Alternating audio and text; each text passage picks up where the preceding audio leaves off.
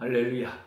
여러분의 개인 성경 가정교사 노록소성사입니다. 365일 우리가 1년에 한 번은 그래도 매일 하나님의 말씀을 묵상함으로 성경 일독은 해야 되죠. 오늘은 이제 창세기를 마치고 산뜻하게 66권의 두 번째 책인 출애굽기에 이제 도전하겠습니다. 출애굽기 1장, 2장, 3장인데요. 자, 오늘은 마다가스카르에 뭐 하던 소개를 다 해버려 가지고 요거 뭐 같습니까? 요게 이제 말하자면은 이 나라의 배입니다. 배.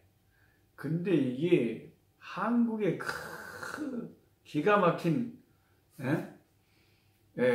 우리 벌교도 나간에 배가 있는데 제 고향에 그 달고 맛있는 그 품질 좋은 세계 최고의 퀄리티를 자랑하는 그 벌교 나간 배에 비하면 오메 요거는 배도 아니죠. 이게 뭐 배답니까 오마? 그리고 이거 맛하고도 없어요. 그러니까 뭐 무조건 그 한국을 떠나서 선교지만 무조건 뭐 좋은 게 다 있다고 생각하면 안 되고요. 어떤 것은 한국의 포도, 한국의 배, 한국의 감, 한국의 사과, 진짜 한국 것이 세계 최고 좋아 그래요. 그러니까 이제 마다가스카르에는 이렇게 못난 배도 있다.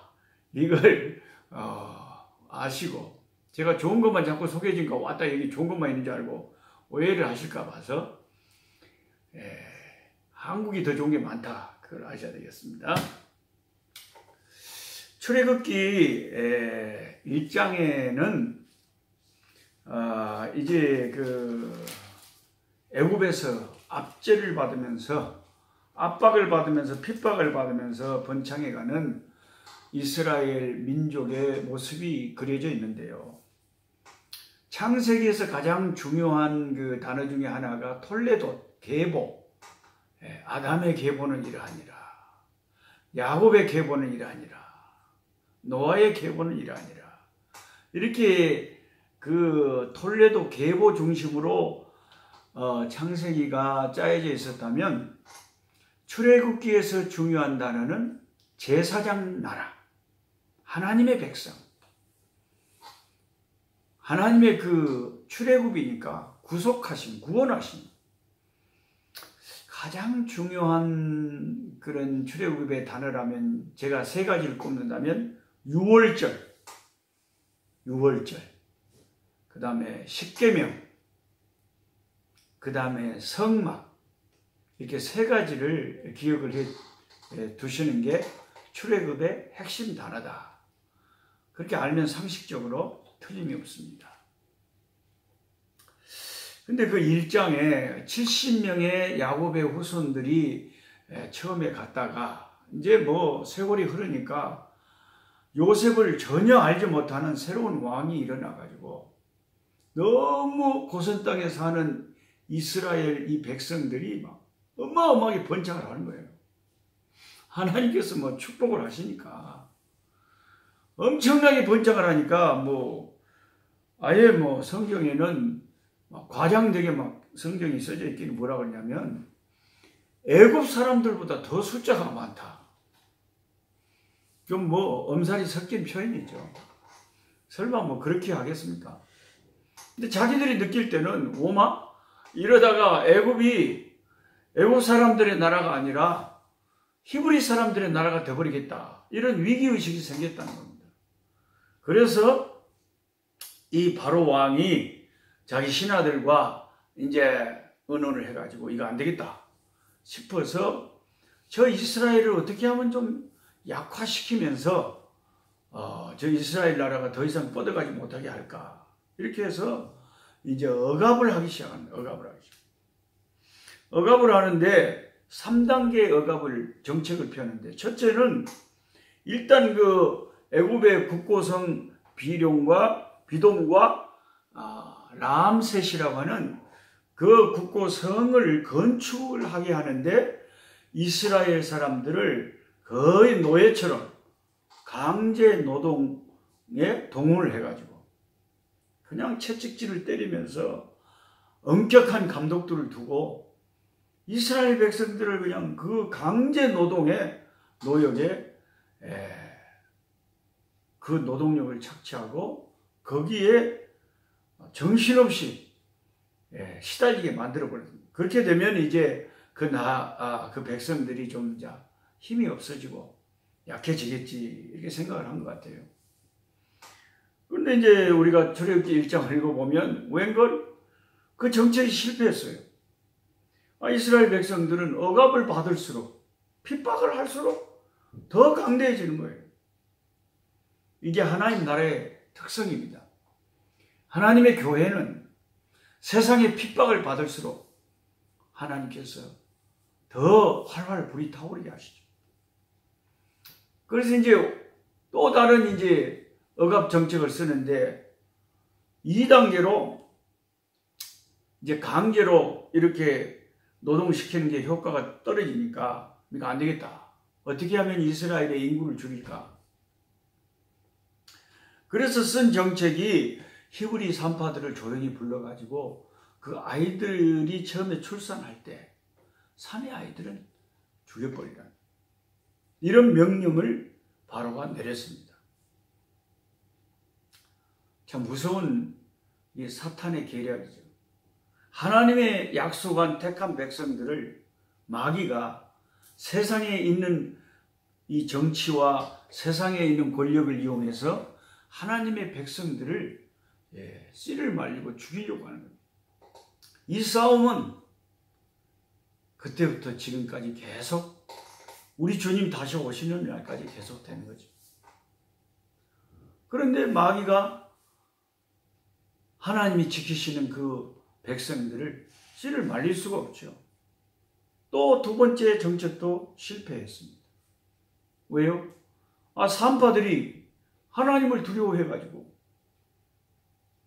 그 감히 하나님의 택한 백성들의 사내 아이들을 죽이지 못했습니다. 하나님을 두려워한 그 신앙 때문에 이집트의 왕의 말보다 하늘에 계신 하나님의 말을 더 들었다는 겁니다. 그리고 점점 남자 아이들이 그래도 계속 이렇게 태어나고 이스라엘 백성이 더 강해지니까 이제 바로가 그 산파들을 신문해서 묻기를 어떻게 된 거냐. 그러니까 이 산파들이 하는 말이 이스라엘 사람들은 여자들은 얼마나 건강한지 아기 난다 그래서 산파가 가보면 벌써 그냥 아기를 풍성풍성 낳아버렸다는 거예요. 그래서 그 아이를 죽일 기회가 없었다. 근데 하나님께서 그 산파들의 믿음을 보시고 그 산파들을 보호하셨습니다.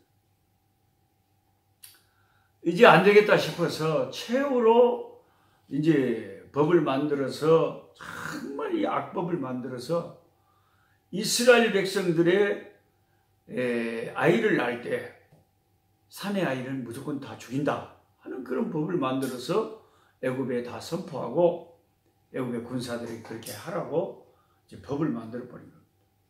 바로 그 악법 때문에 모세가 태어났을 때 그 부모가 몰래 사내 아이기 때문에 숨겨서 석 달을 키웠는데 너무 보기 아름답고 이 참 너무너무 사랑스러운 아들인데 3개월 정도 몰래 키우다 보니까 이제 아기가 막 우는 소리가 크게 들리고 이러다가 또 들키면 집안까지 다 또 큰일 나겠다 싶어서 어쩔 수 없이 갈대 상자에 담아서 나일강에 가서 이제 역청을 바르고 아이고 이 아이를 나일강에 그 갈대 상자에 담아서 떠내려 보냈다는 겁니다. 근데 그 광경을 그 모세의 누나가 미리암이 갈대 숲 속에서 숨어서 이렇게 보니까 하나님께서 얼마나 놀랍게 역사하시는지 바로 그 시간에 바로의 공주가 그 나일강에 시녀들을 데리고 목욕하러 왔다가 가만히 보니까 저기 나일강에 갈대 상자가 이게 떠밀려 오는데 보니까 애기 우는 소리가 들린 거예요. 그 시녀들 시켜서 그 가져와 봐라. 그리고 상자를 열어보니까 세상에 너무 예쁜 산의 아이, 3달 된 아이가 거기서 앵앵 울고 있는 거예요.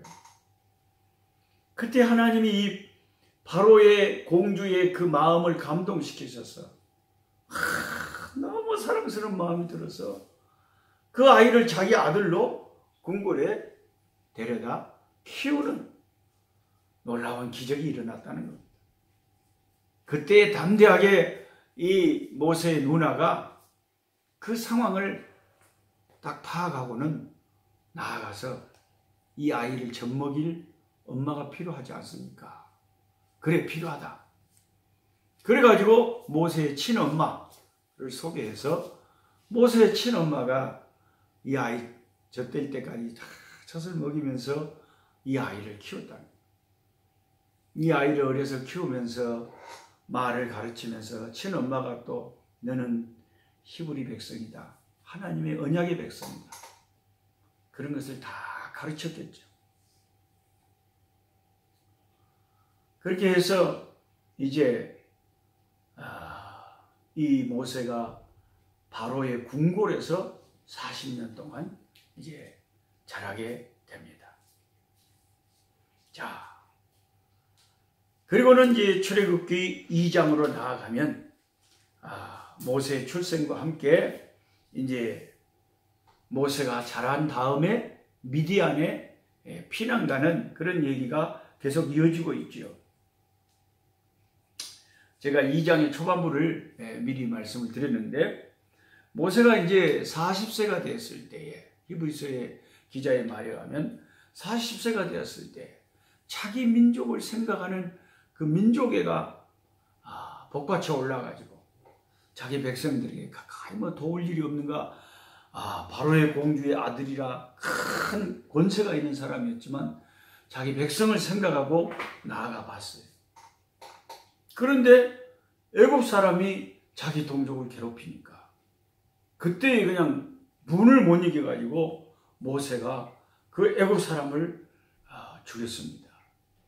그리고 모래에 그 시체를 묻었는데 다음날 자기는 이제 모세는 그것이 궁궐에 알려지지 않고 이제 비밀스럽게 된 일이라고 생각했는데 이스라엘 백성들이 서로 싸우니까 너희들 같은 동족끼리 싸워서 되겠느냐 하고 할 때 왜 당신이 어제는 애굽인을 죽이더니 왜 우리한테 간섭해서 당신이 뭔데 이제 우리도 죽이려느냐 이런 말을 공공연히 하니까 야 이거 모세가 이거 큰일 났다. 내가 애굽 사람을 죽인 것이 바로 왕의 귀에 들려가면 내 목숨이 이태하다는 생각을 했습니다. 아니나 다를까 성경을 보면 애굽 왕 바로가 그 소식을 듣고 모세를 찾았어요. 죽이려고. 그래서 모세가 이제 바로의 그 살해 위협을 피해서 그냥 정신없이 미디안이라고 하는 광야로 이국 땅으로 정신없이 도망을 가버린 겁니다. 그 미디안 땅에 가서 이제 모세가 하나님의 섭리 속에서 미디안의 제사장 이드로, 다른 이름으로 루레이라고 하는 그 이드로 장인의 7딸이 있었는데 그 중에 시보라라고 하는 딸과 함께 결혼을 하게 되고 그 미디안 광야에서 양치는 목자가 돼가지고 정말 40년을 그렇게 화려하게 바로의 궁궐에서 큰 권세를 가지고 살던 이 모세가 이름도 없이 빛도 없이 미디안 광야에 처박혀서 아무도 알지 못하는 그런 곳에서 날마다 양을 치면서 목자가 돼가지고 이제 광야에서 살게 되고 아들을 낳았는데 얼마나 자기의 그 애로움이 심했으면은 그 아들 이름을 게르솜이라 내가 이방의 땅에서 나그네가 되었다. 이방의 땅에서 손님이 되었다. 그런 뜻으로 게르솜이라고 아들 이름을 지었습니다.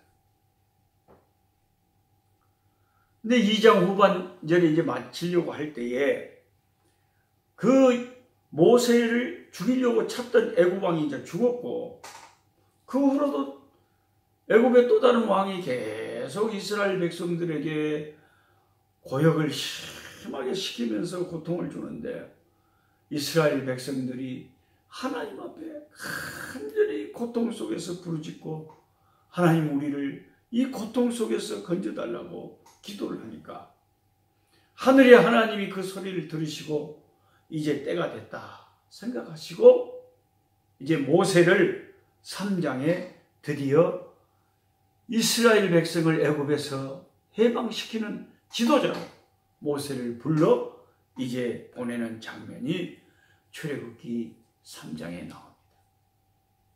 하나님이 모세를 준비시켜서 애굽에서 고통당하던 자기 백성을 건져내신 것처럼 하나님은 그 아들 예수님을 십자가에 피 흘리게 하시고 이 땅에 보내셔서 준비시키셔서 저와 여러분 예수의 이름을 믿고 부르는 우리들을 애굽 땅에서 출애굽시키듯이 이 멸망할 세상에서 하나님의 나라로 우리 하나님이 우리를 모세와 같은 지도자 예수님을 보내셔서 구원을 하십니다. 사실 이 구약의 모든 스토리나 구약의 기록들은 전부 신약에 오실 예수님의 그림자고 예수님을 나타내는 모형들이죠. 근데 이제 모세를 부르시는 하나님을 출애굽기 3장에서 보시면 호렙산 떨기나무 불꽃 가운데서 하나님이 모세를 부르셨다. 호렙산은 다른 말로 하면 신의 산. 이제 십계명을 받은 하나님의 거룩한 산 호렙산에서 어느 날 평범한 똑같은 날이었죠. 그날도 모세가 여전히 80세 할아버지가 돼가지고 외롭게 양을 치고 있는데 그 하나님의 거룩한 산 호렙산에 떨기나무에 불이 붙었어요. 어떻게 해서 불이 붙었는지는 모르죠. 우리는 이제 하나님의 불이라는 것을 알았는데 처음에 모세는 그게 이제 자연적으로 붙은 불인 줄 알았겠죠. 큰 불이 붙었네. 그렇게 생각하고 있었는데 아니 아침에 붙은 불이 하루 종일 안 꺼지고 계속 활활 타오르고 있어요. 원래 세상의 불은 어느 정도 탄 다음에 꺼지게 돼 있잖아요. 세상에 어떤 불도 그 태울 재료를 다 태워버리면 다 꺼지게 돼 있지 않습니까? 그런데 하나님의 불은 다르죠. 하나님의 불은 꺼질 수가 없죠. 그래서 하루 종일 불이 붙어 있어서 모세가 이상하다. 왜 불이 안 꺼지지? 그래서 생각하고 너무 신기해서 이제 호렙산 그 떨기나무 불꽃 가운데로 가까이 이게 뭔 일이더냐 하고 나아가고. 그런데 하나님의 임재였죠. 그게 하나님이 불 가운데 나타나신 거죠. 하나님이 자기에게 다가오는 모세를 막습니다. 모세야, 더 이상 접근하면 안 된다. 왜냐하면 모세의 목숨이 위험하죠. 네 발에 신을 벗어라. 네가 지금 서 있는 것은 거룩한 곳이다. 그 세상에 그 더러운 세상 것을 상징하는 네 신발을 신고 이 거룩한 하나님의 임재 앞에 서면 안 된다. 모세가 하나님의 음성을 듣고 하나님의 음성을 듣고 두려워서 어느 신발을 벗고 하나님 앞에 엎드렸죠. 우리는 하나님 앞에 신발을 신고는 도저히 아버지 앞에 가까이 나아가지 못합니다. 우리의 죄를 가지고는 하나님의 거룩한 보좌 앞에 못 나갑니다.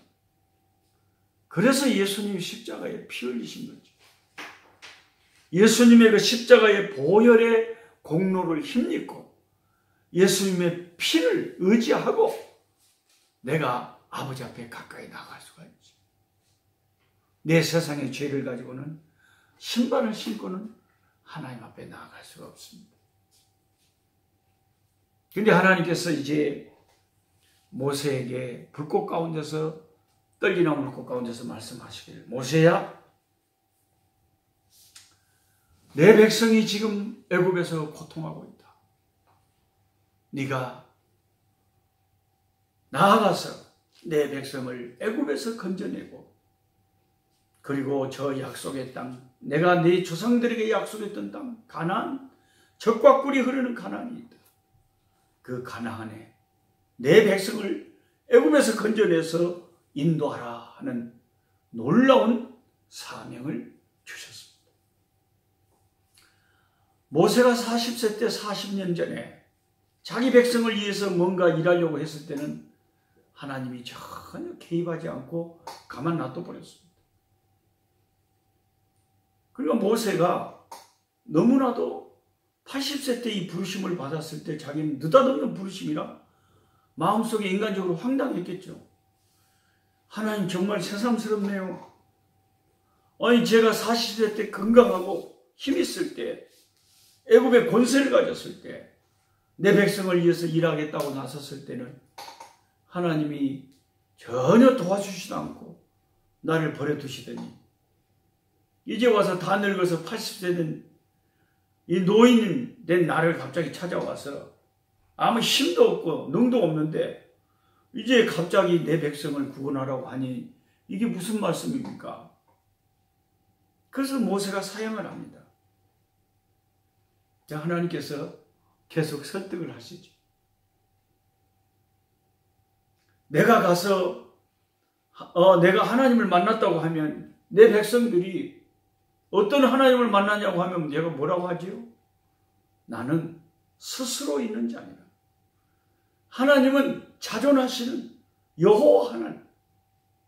하나님께서 자신의 이름을 야훼 여호와 스스로 있는 자라고 말씀하시면서 모세를 설득하시며 네가 가서 내 백성을 애굽에서 이끌 것인데 나중에 나올 때 그냥 빈손으로 나오는 게 아니라 많은 은금문과 재물과 폐물을 가지고 당당하게 나올 것이다. 가서 바로에게 말해라.